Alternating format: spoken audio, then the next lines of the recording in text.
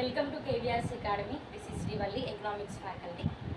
So ఈరోజు మనం ఒక ఇంపార్టెంట్ టాపిక్ని డిస్కస్ చేద్దాము. అదేంటి అంటే నేషనల్ ఇన్కమ్ అనే టాపిక్ని.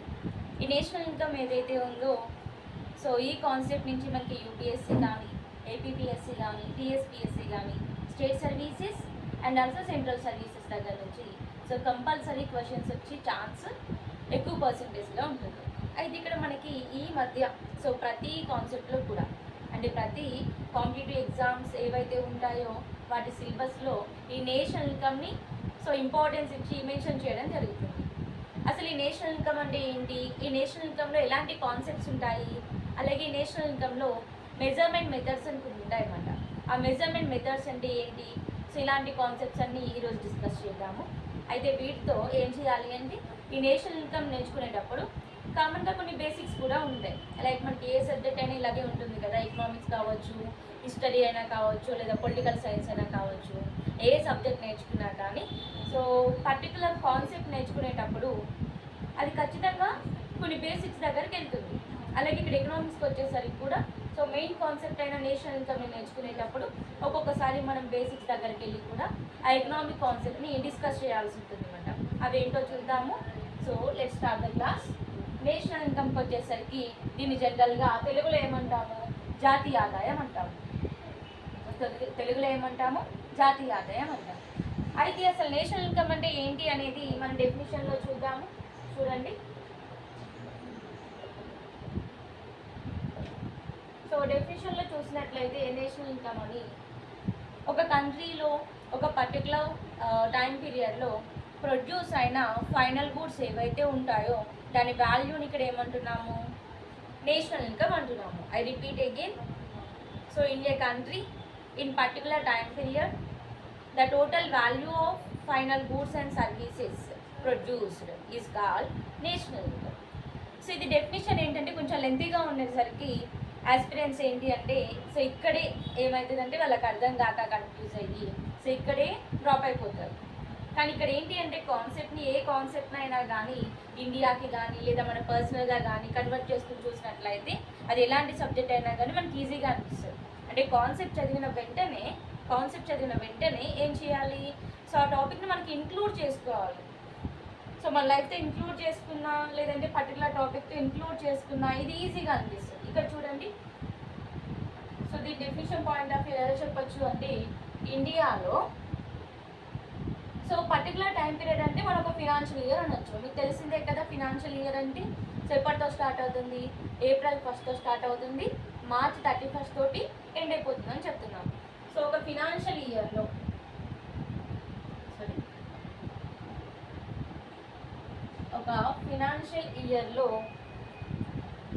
ప్రొడ్యూస్ అయిన ఫైనల్ గూడ్స్ వాల్యూ, దీని వాల్యూని చూస్తాం. ఇదే మనకి ఎన్ఐ అంటే నేషనల్ ఇన్కమ్ అవుతుంది. అయితే ఇక్కడ ఫైనల్ గూడ్స్ ఏంటి అనేది మనకు డౌట్ ఉంటుంది, ఎందుకంటే ఇలాంటివన్నీ కూడా మనము ఎకనామిక్స్ బేసిక్స్లో అదే డిస్కస్ చేస్తాం. అయితే ఇక్కడ ఫైనల్ గూడ్స్ అంటే ఏంటి అంటే సో జనరల్గా గూడ్స్ అనేవి మనకి నెంబర్ ఆఫ్ ఉంటాయి టైప్స్ అనేవి, బట్ ఈ కాన్సెప్ట్ చెప్తున్నప్పుడు మాత్రం నేను 2 టైప్స్ ఆఫ్ గూడ్స్ చెప్తాను. అది ఏంటి అంటే I was already mention final goods. So దీంతో పాటు ఇంటర్మీడియరీ గూడ్స్ని కూడా నేను ఇక్కడ మెన్షన్ చేస్తున్నాను.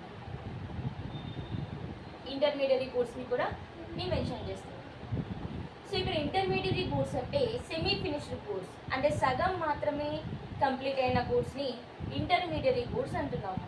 రిమెంబర్, సో ఇంటర్మీడియరీ గూడ్స్ ఏవైతే ఉంటాయో వీటిని నేషనల్ ఇన్కంలో అసలు తీసుకోము. మరి వేటిని తీసుకుంటాము, ఫైనల్ గూడ్స్ని తీసుకుంటాము. ఇంటర్మీడియరీ గూడ్స్ అంటే సెమీ ఫినిష్డ్, సగం మాత్రమే కంప్లీట్ అయి ఉంటాయి. ఫైనల్ గూడ్స్ అంటే సో కంప్లీట్గా తయారైనవి, అంటే రెడీ టు యూజ్ అనుకోవచ్చు. సో ఇలాంటి గూడ్స్ ఏవైతే ఉంటాయో ఫైనల్ గూడ్స్ అవి హ్యూమన్ వాంట్స్ని డైరెక్ట్గా సాటిస్ఫై చేస్తాయి. లైక్ మిల్క్ కానీ అండ్ ఫ్రూట్స్ కానీ ఇలాంటివి మనం డైరెక్ట్గా తీసుకుంటాం కదా, దాన్ని ఫైనల్ గూడ్స్ అనొచ్చు. అలాగే ఇంటర్మీడియట్ గూడ్కి ఎగ్జాంపుల్గా సిమెంట్ ఇట్లాంటివి తీసుకోవచ్చు, ఎందుకంటే వాటిని డైరెక్ట్గా యూజ్ చేయము. సో అవి సెమీ ఫినిష్డ్, దాన్ని మనం కన్స్ట్రక్షన్లో యూజ్ అయ్యాక అది ఫైనల్ గూడ్గా తయారవుతుంది. సో కాబట్టి సగం కంప్లీట్ అయితే సెమీ ఫినిష్డ్ ఇంటర్మీడియట్ గూడ్స్ అవుతాయి, పూర్తిగా కంప్లీట్ అయితే ఫైనల్ గూడ్స్ అవుతుంది. కానీ నేషనల్ ఇన్కంలో ఫైనల్ గూడ్స్ని మాత్రమే తీసుకుంటాము. ఇంటర్మీడియట్ గూడ్స్ అనే కాన్సెప్ట్ మనకి ఎప్పటికీ రాదు. అయితే ఇక్కడ కూడా ఏం చూడాలి? సో ఇండియాలో ఒక ఫినాన్షియల్ ఇయర్లో ప్రొడ్యూస్ అయిన ఫైనల్ గూడ్స్ టోటల్ వాల్యూ ఎంత ఉంది? దాని టోటల్ వాల్యూ 10,000 ఉందా, లేదా 1 lakh ఉందా, 10 lakhs ఉన్నాయా, 1 crore ఉన్నదా?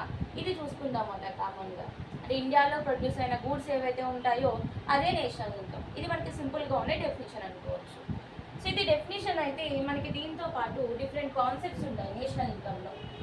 సో ఆ కాన్సెప్ట్స్లో మీకు తెలిసిందే అవేంటి అంటే, సో అందరికీ బాగా తెలిసింది జీడిపి అనేది అందరికీ తెలిసి ఉంటుంది. కానీ జీడిపితో పాటు మనకి రిమైనింగ్ కాన్సెప్ట్స్ కూడా ఎక్కడ ఉంటాయి? నేషనల్ ఇన్కమ్లో ఉంటాయి. సో కాన్సెప్ట్స్ ఆఫ్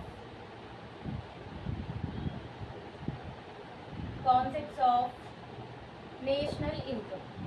ఇక్కడికి వచ్చేసరికి మన కాన్సెప్ట్స్ ఏముంటాయి? 1 by 1 చూద్దామా? జిఎన్పి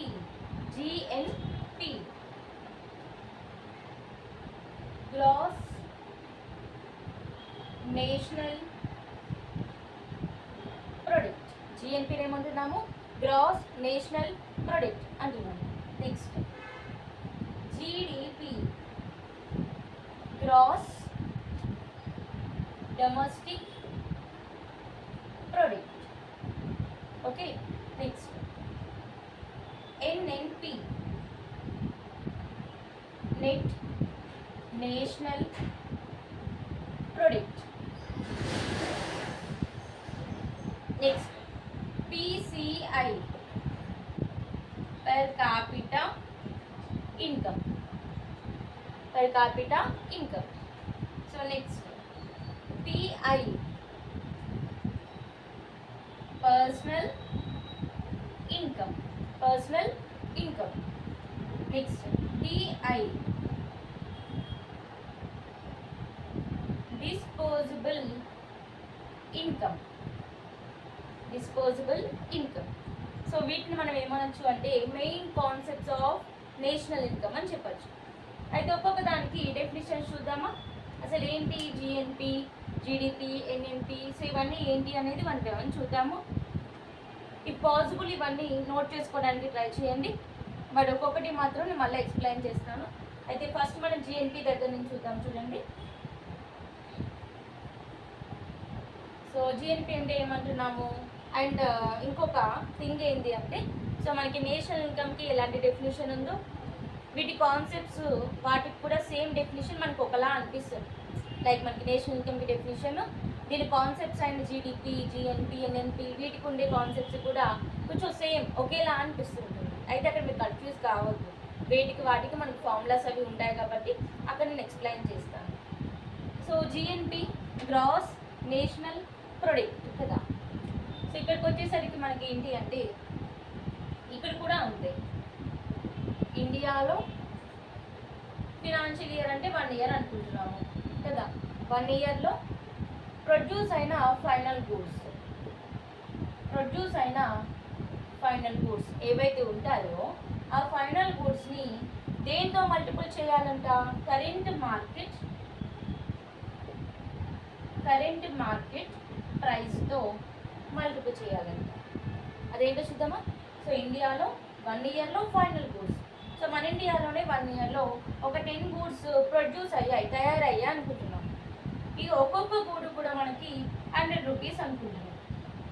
అంటే కరెంట్ అంటే ఈరోజు ఏవైతే గూడ్స్ ప్రొడ్యూస్ అయ్యాయో మార్కెట్లో దాని వాల్యూ ఒక్కొక్కటి 100 rupees అనుకుంటున్నాం. ఈ 10 గూడ్స్ని 100తో మల్టిప్లై చేసినప్పుడు మనకి ఎంత వస్తుంది? 1000 వస్తుంది. సో ఈ 1000 మనకి ఏమవుతుంది అంటే జిఎన్పి అవుతుంది. గ్రాస్ నేషనల్ ప్రొడక్ట్ అవుతుంది. అయితే దీనికి ఒక ఫార్ములా ఉంటుంది. అదేంటి అంటే GNP equal to C plus I plus G plus X minus M. So దీంతో కూడా మనం జిఎన్పి అనేది డిఫైన్ చేయవచ్చు. ఇలాగా సో సి అంటే కన్జంప్షన్ అనుకోవచ్చు, అంటే ఒక దాన్ని వాడడం లాగా, ఒక వస్తువుని వాడడం కానీ కన్జంప్షన్ ఉంటాం కామన్గా. నెక్స్ట్ ఐ అంటే ఇన్వెస్ట్మెంట్. సో మనకి ఇండస్ట్రీస్ని వీటిని ఎస్టాబ్లిష్ చేయడానికి ఇన్వెస్ట్మెంట్ చేస్తాం కదా, సో అది ఇన్వెస్ట్మెంట్ అవుతుంది. జీ అంటే గవర్నమెంట్ ఎక్స్పెండిచర్ అని చెప్పచ్చు జనరల్గా. లైక్ మనకి గవర్నమెంట్ ఇండస్ట్రీస్కి సంబంధించి కానీ ఇండస్ట్రీ ఎస్టాబ్లిష్మెంట్ చేయడానికి కానీ ఎక్స్పెండిచర్ చేస్తూ ఉంటుంది కదా. సో ఇక్కడ మనం జీని గవర్నమెంట్గా తీసుకోవచ్చు.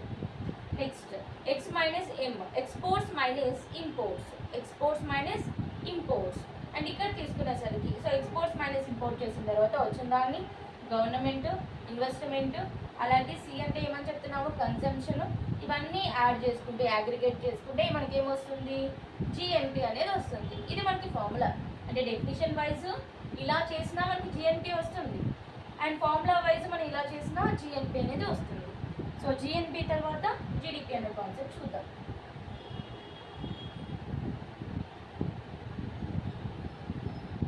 జిఎన్పి జిడిపి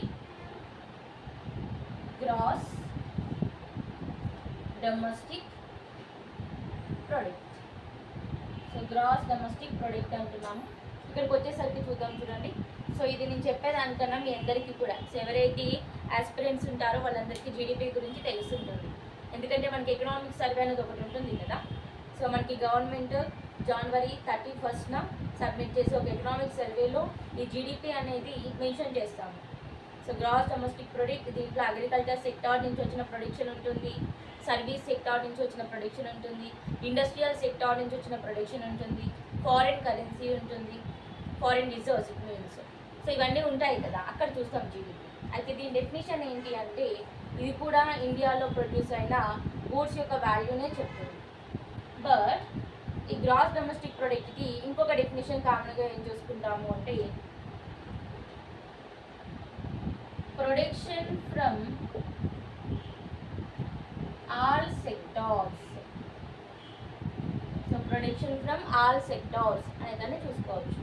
ఆల్ సెక్టార్స్ అంటే మనకి మేజర్గా 3 తీసుకోవాలి. మీకు తెలిసిందే కదా ఎకానమీలో 3 సెక్టార్స్ ఉంటాయి. అవేంటి అంటే primary sector, secondary sector, tertiary sector, ఇట్లా 3 ఉంటాయి. సో ప్రైమరీ సెక్టార్ అంటే అగ్రికల్చర్ సెక్టార్ అంటాము. అగ్రికల్చర్ సెక్టార్ నుంచి మనకి ప్రొడక్షన్ వస్తుంది. సెకండరీ సెక్టార్ అంటే ఇండస్ట్రియల్ సెక్టార్ అంటాము, ఇక్కడ నుంచి కూడా ప్రొడక్షన్ వస్తుంది. టెరిషరీ సెక్టార్ అంటే సర్వీస్ సెక్టార్ అంటాము. ఈ సర్వీస్ సెక్టార్లో ఎవరు ఉంటారు కామన్గా? సో ప్రొఫెషనల్స్ ఉంటారు, బ్యాంక్స్ ఉంటాయి, రెస్టారెంట్స్ ఉంటాయి, హోటల్స్ ఉంటాయి, టూరిజం ఉంటుంది, ట్రాన్స్పోర్టేషన్ ఉంటుంది. ఇలా మనకి అగ్రికల్చర్లోని ఇండస్ట్రియల్ సెక్టార్లోని ఏ కాన్సెప్ట్స్ అయితే ఉండవో, ఐ రిపీట్ అగైన్ ఉండవో, అవన్నీ ఇక్కడ ఉంటాయని చెప్పచ్చు. అయితే ఈ సెక్టార్స్ నుంచి వచ్చిన ప్రొడక్షన్ని మనం జీడిపిలో మెన్షన్ చేసుకుంటాం. So in India in 1 financial year the total value of all final goods and services is also called GDP. చెప్పాను కదా మన డెఫినేషన్స్ అనేవి ఒకేలా అనిపిస్తాయని, కాకపోతే అది అర్థం కాలేనప్పుడు దానికి ఆల్టర్నేటివ్గా ఉండి ఇంకొక డెఫినేషన్ తీసుకుంటాము. అయితే ఇక్కడ డెఫినేషన్ కన్నా ఇప్పుడు చెప్పే కాన్సెప్ట్స్ అనేది కరెంట్ సినారియోలో ఉన్నాయా లేవా అనేది కూడా చూసుకోవడం ఇంపార్టెంట్. సో జీడిపి అనేది మనకి ఎప్పుడూ కూడా కరెంట్ అఫైర్స్లో వస్తూనే ఉంటుంది. లైక్ మనకి రిజర్వ్ బ్యాంక్ ఆఫ్ ఇండియా కానీ, లేదు సమ్ ఫినాన్షియల్ బ్యాంక్స్ కానీ, ఆర్ ఆర్గనైజేషన్స్ కానీ, అండ్ సమ్ ఏవైతే మనకి పర్టికులర్ ఆర్గనైజేషన్స్ ఉంటాయి ఇవన్నీ కూడా ఏంటి అంటే ఇండియా జీడిపి అనేది ఈ ఫినాన్షియల్ ఇయర్లో ఇంత ఉండొచ్చు అని ఎనలైజ్ చేసి చెప్తుంది. సో అలాంటప్పుడల్లా మనం జీడిపి అనేది తీసుకుంటూ ఉంటాము. అయితే నెక్స్ట్ జీడిపి తర్వాత సో పర్టికులర్గా వేరే కాన్సెప్ట్ వచ్చినప్పుడు దీని గురించి క్లియర్గా ఎక్స్ప్లెయిన్ చేస్తాను. బట్ మనం కాన్సెప్ట్స్ నేర్చుకున్నప్పుడు మాత్రం డెఫినేషన్ వరకు చూసుకుంటే చాలు. నెక్స్ట్ ఎన్ఎన్పి అంటున్నాం కదా. సో ఎన్ఎన్పి అంటే ఏంటి? Net national product. Net national product. అయితే ఇక్కడ ఏం చూస్తాము నెట్ నేషనల్ ప్రొడక్ట్లో అంటే డిప్రిషియేషన్. సో డిప్రిషియేషన్ అనే దాన్ని చూస్తాం. ఏంటి డిప్రిషియేషన్ అనేది అంటే సో కామన్గా మనం ఒక ఇండస్ట్రీని ఎస్టాబ్లిష్ చేసామనుకోండి, లేదా ఒక కంపెనీని ఎస్టాబ్లిష్ చేసామనుకోండి, సో అక్కడ మనం మిషనరీ అనే దాన్ని వాడతాము. ఎందుకంటే గూడ్స్ని ప్రొడ్యూస్ చేయాలి అంటే లేబర్ పవర్ సరిపోదు, కంపల్సరీ టెక్నాలజీ కావాలి. అలా మిషనరీ వాడుతున్నప్పుడు ఏమైంది, అది ఒక 1 ఇయర్కో లేదంటే ఒక 6 మంత్స్కో రిపేర్స్ వస్తూ ఉంటాయి. అలా రిపేర్స్ మనకి థౌజండ్స్లో రావచ్చు, ల్యాక్స్లో రావచ్చు. సో దీన్ని ఏం చేయాలి అంటే ఏదైతే ఈ రిపేర్స్కి మనం చేసిన ఖర్చు ఎక్స్పెండిచర్ ఉంటుందో దాన్ని జిఎన్పిలోంచి మైనస్ చేయాలి. సో జిఎన్పి అంటే మీకు తెలుసు కదా, జిఎన్పి అంటే ఏమని చెప్పాను, గ్రాస్ నేషనల్ ప్రొడక్ట్. ఇది మనకి ఒక కంట్రీలో ప్రొడ్యూస్ అయిన గూడ్స్ ఏవైతే ఉంటాయో సో వాటిని కరెంట్ మార్కెట్ ప్రైజెస్ ఎంతైతే ఉందో సో దాంతో మల్టిపుల్ చేస్తే జిఎన్పి వస్తుంది. ఇందాక 1000 అని చెప్పాను కదా ఎగ్జాంపుల్గా. సో అలా సో జిఎన్పి ఎంతైతే వస్తుందో ఆ జిఎన్పిలోంచి ఏది సబ్ట్రాక్ట్ చేయాలి, మిషనరీ పైన మనం చేసిన ఎక్స్పెండిచర్. అది 10 lakhsకి కొన్నామా ఇలాంటి ఎక్స్పెండిచర్ కాదు, అది రిపేర్స్ అవుతుంది కదా. సో రిపేర్స్ అవుతున్నప్పుడు మనం 1000 ఖర్చు పెట్టామా, 2000 ఖర్చు పెట్టామా, ఇలాంటి కాన్సెప్ట్స్లో ఆ డిప్రిషియేషన్ని జిఎన్పి నుంచి మైనస్ చేయాల్సి ఉంటుంది. సో అప్పుడు మనకి ఏమొస్తుంది, ఎన్ఎన్పి వస్తుంది, నెట్ నేషనల్ ప్రొడక్ట్ వస్తుంది అన్నమాట. నెక్స్ట్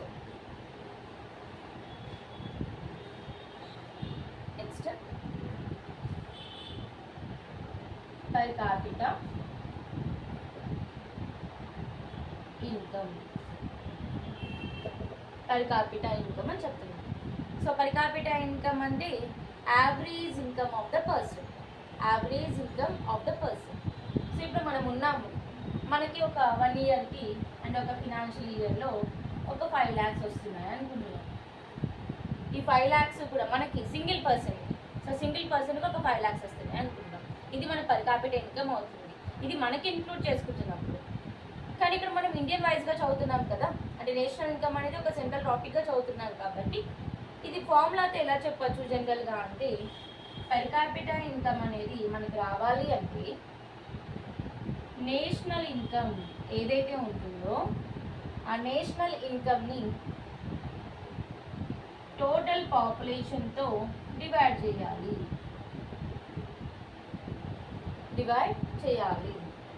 ఇప్పుడు మనకి ఫర్ ఎగ్జాంపుల్ మన ఫ్యామిలీకి అందరికీ కలిపి ఒక 10 lakhs వస్తుంది. సో మన ఫ్యామిలీ ఉంది, మన ఫ్యామిలీకి 10 lakhs వస్తుంది. అలాగే మన ఫ్యామిలీలో ఒక 5 members ఉన్నారు. సో ఈచ్ పర్సన్కి ఎంత వస్తుంది అంటే 2 lakhs వస్తుంది. ఈచ్ పర్సన్కి 2 lakhs వస్తాయి. ఆ 2 lakhs ఏదైతే ఉందో అదే మనకి పర్ క్యాపిటల్ ఇన్కమ్ అవుతుంది. అంటే మన ఫ్యామిలీకి ఇంక్లూడ్ చేశాను చూడండి టాపిక్. మనకు వచ్చిన 1 yearలో ఇన్కమ్ అలాగే మన ఇంట్లో ఉండే పాపులేషన్, ఈ రెండింటిని నేను డివైడ్ చేస్తుంటే వచ్చిన అమౌంట్ ఏదైతే ఉంటుందో దాన్ని పర్ క్యాపిటా ఇన్కమ్ అంటున్నాము. అలాగే ఇండియాకి చూసేటప్పుడు ఇండియాకి వచ్చిన national income India's total population, అంటే ఇండియా యొక్క టోటల్ పాపులేషన్ని డివైడ్ చేస్తే మనకి ఎంత వస్తుందో అదే పర్ క్యాపిటా ఇన్కమ్ అవుతుంది. సో ఇదంతా వద్దు, నాకు సింపుల్గా కావాలి అంటే average income of the person, average income of the person is called per capita income is enough. So అది పర్ క్యాపిటా ఇన్కమ్ గురించి.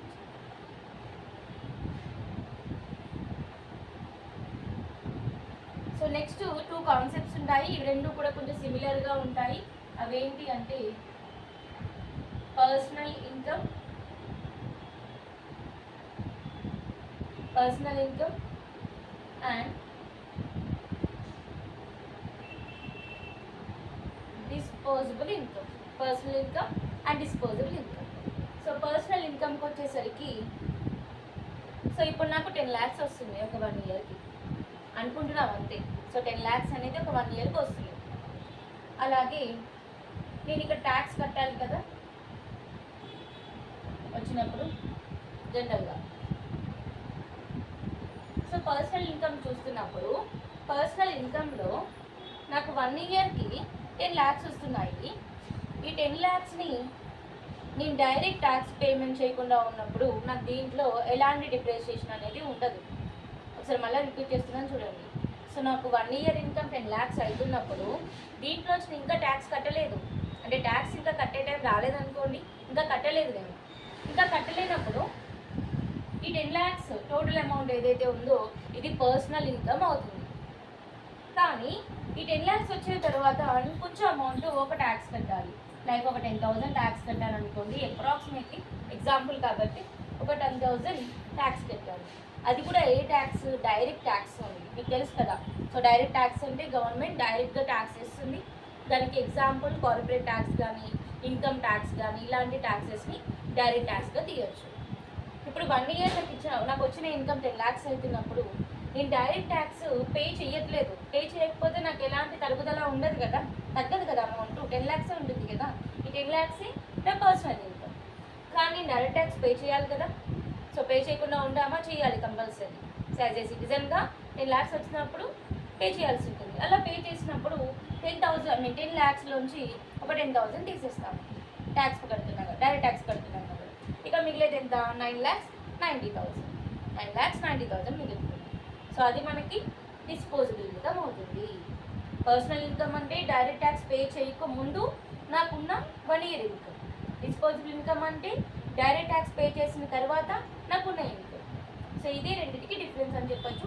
These 2 are also concepts of national income.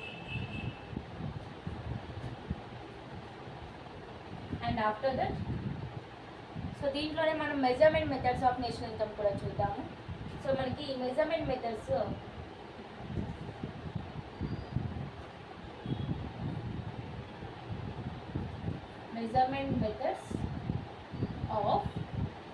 National income.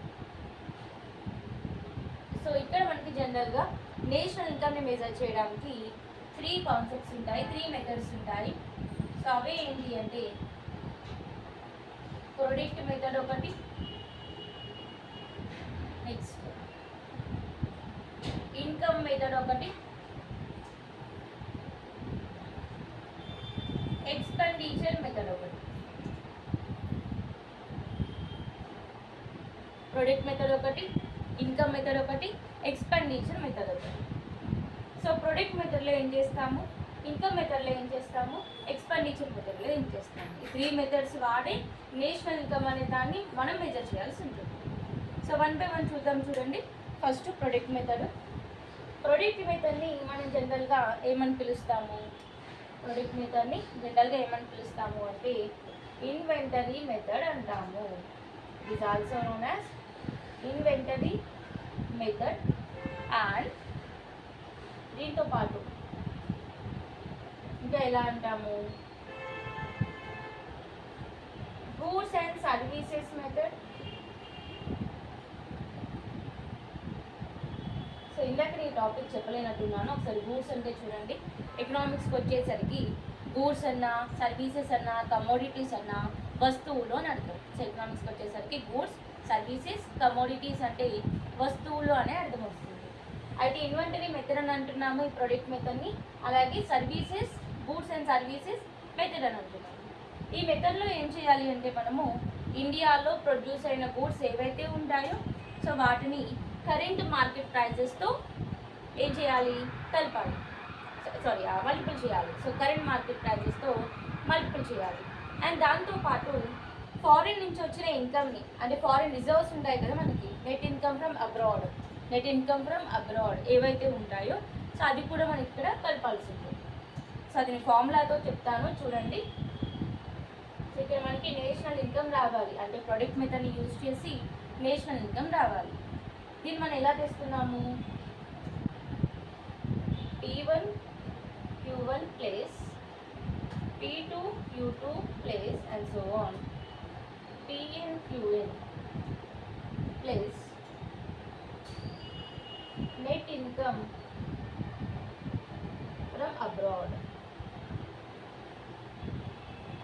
So national income product method నుంచి రావాలి అంటే ఇక్కడ P అంటే మనకి price of the goods అని చెప్పచ్చు, Q అంటే క్వాంటిటీ ఆఫ్ ద గూడ్స్ అని చెప్పచ్చు.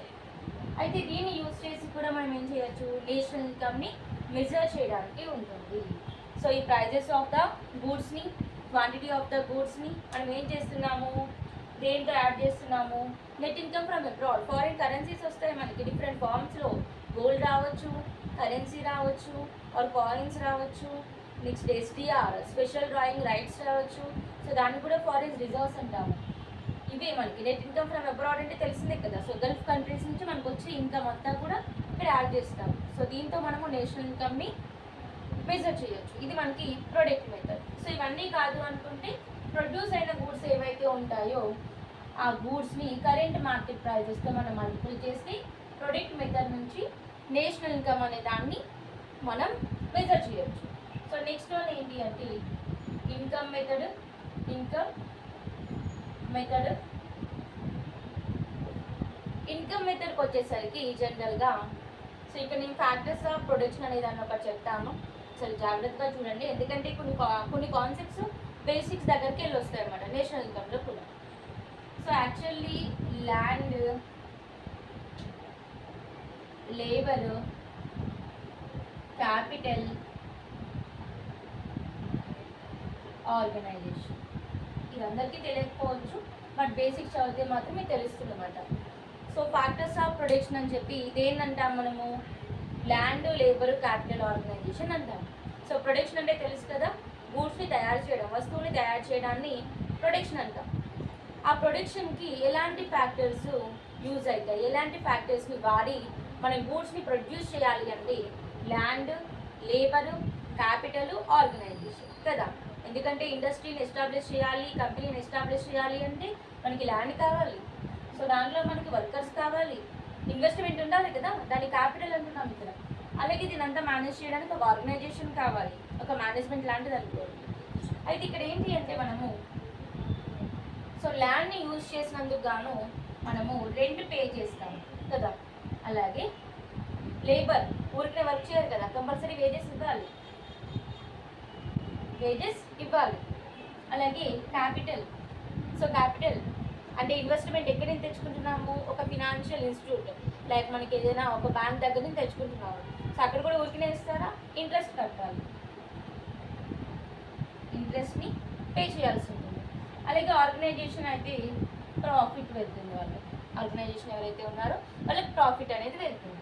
అయితే ఇక్కడ చూడండి, ఈ rent, wages, interest, profit, so వీటిని income generated by factors of production అంటాము. Repeat again, income generated by factors of production అంటే ఏంటి అంటే ల్యాండ్కేమో రెంట్ వెళ్తుంది, లేబర్కేమో వేజెస్ వెళ్తున్నాయి, క్యాపిటల్కేమో ఇంట్రెస్ట్, ఆర్గనైజేషన్కేమో ప్రాఫిట్. అయితే ఇక్కడ ఈ ఇన్కమ్ మెథడ్ నుంచి నేషనల్ ఇన్కమ్ని ఎలా ఫైండ్ అవుట్ చేయాలి? ఈ రెంట్ని వేజెస్తో కలపాలి, wages plus interest, interest plus profit, ఇవన్నీ కలిపితే మనకి ఇక్కడ నుంచి నేషనల్ ఇన్కమ్ వస్తుంది. మీరు ఇక్కడ ఇంకొకటి చూడండి, ప్రొడక్ట్ మెథడ్ అనే కాన్సెప్ట్కి వచ్చేసరికి ప్రొడ్యూస్ చేసిన గూడ్స్ని కరెంట్ మార్కెట్ ప్రైజెస్తో మల్టిపుల్ చేస్తాం కదా, అది ప్రొడక్ట్ మెథడ్. ప్రొడ్యూస్ అయ్యాయి కాబట్టి అక్కడి నుంచి నేను నేషనల్ ఇన్కమ్ని ఫైండ్ అవుట్ చేయాలి కాబట్టి ప్రొడ్యూస్ అయిన గూడ్స్ని కరెంట్ మార్కెట్ ప్రైజెస్తో మల్టిపుల్ చేస్తాను. మరి ఇన్కమ్ మెథడ్లో ఏం చేస్తున్నాను? ఫ్యాక్టర్స్ ఆఫ్ ప్రొడక్షన్ ఏవైతే ఉన్నాయో వాటికి వచ్చిన ఇన్కమే కదా. ల్యాండ్కి ఇన్కమ్ ఏది? రెంట్ అంటున్నాము. లేబర్, ఇప్పుడు మనమే వేరే దగ్గర వర్క్ చేస్తున్నాం అనుకోండి, మనకి ఇన్కమ్ ఎలా వస్తుంది? వేజెస్లో వస్తుంది. సో అందుకని ఇన్కమ్ మెథడ్ నుంచి నేషనల్ ఇన్కమ్ని ఇలా ఫైండ్ అవుట్ చేస్తుంది, వీటన్నిటిని యాడ్ చేసి ఇది ఇన్కమ్ మెథడ్ అవుతుంది. And the next one